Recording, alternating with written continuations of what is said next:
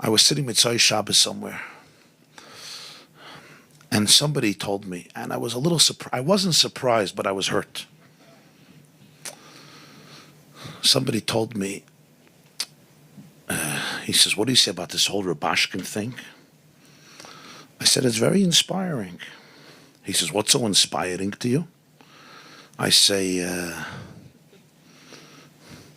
his emunah, his betachin. I was by him in prison. I saw it then. I didn't see it now. I saw it then. So I'm not even judging him. He tells me, ich verstehe das nicht. Nar.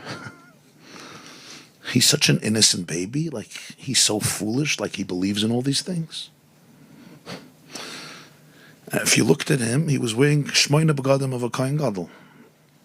He was wearing the 8 garments of a high priest. He looked much more holy than I do.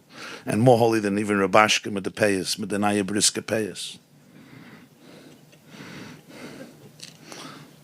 He looked much holier. But he tells me, as Azanar, he's such an idiot, he's such a fool. And I understood exactly what he meant. And he was telling this to me. But you, Rabbi Weiwer, du weißt doch ein bisschen besser. You know the business of spirituality. You sell it all day, right? You know the business. There was a mother once came to our Rav and said, Nebuch, my son went mishuga. So the mother Rav said, what happened? She says, he started to wear tzitzis, puts on tefillin, eats kosher, wants mezuzahs on every door, sits and learns, says krishma. He's a normal American kid. Maybe you could cure him from his disease. The Rav said, it's funny you come to me. You know, I also do all this. I wear yarmulke, I wear tzitzis, mezuzahs, kashrus. He says, no, Rabbi. You do it for a living. My son Nebuch means it. You know what I mean? You get paid, I understand. The shul gives you a salary. Somebody got to practice the religion. But my son Nebuch, he means it. The poor kid means it. So this guy is telling me, like, you know, Rabbi Weiwer, you know religion. Huh? Beini ben chamai. Arba mea shekel kesef over l'soiche. Rubashkin Nebuch Mida schreit Aleph Beis Gimel, yeah? What is it?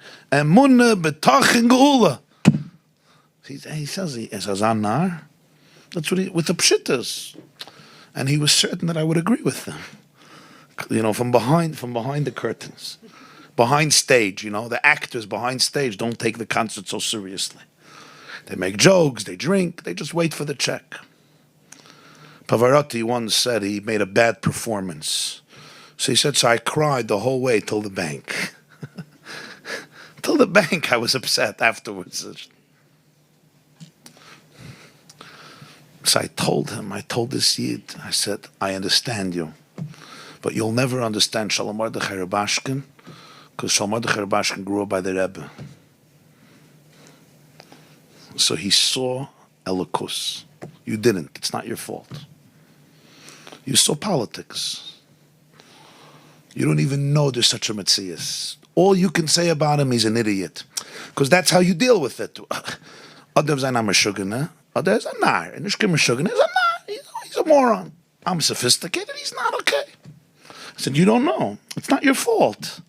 There's nothing in Judaism by you that is really, really pure. You don't have a relationship with purity.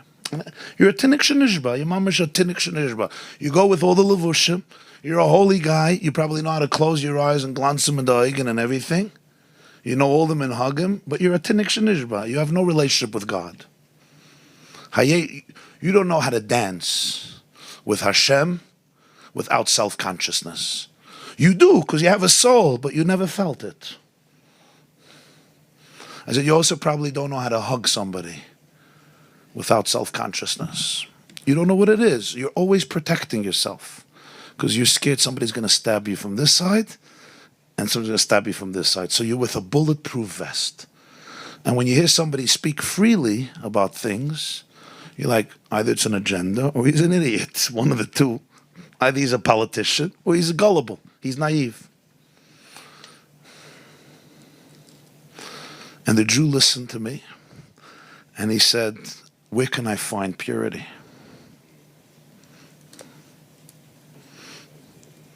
This was the same story with Rebbe Elazar ben Reb Shimon. I didn't tell him the words, you're ugly. I did it a little nice.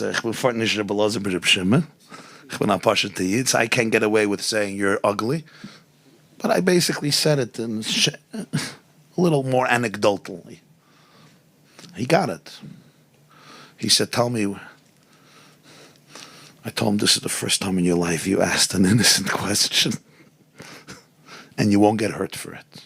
I'll tell you where you'll find it. There's places where you could find it. But you have to be open to it. Huh? You have to be open to it. There's places where you can find it.